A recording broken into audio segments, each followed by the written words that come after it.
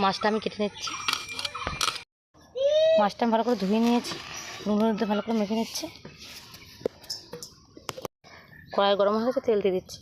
মাছ ভাজবো তাই মাছগুলো দিয়ে দিচ্ছি।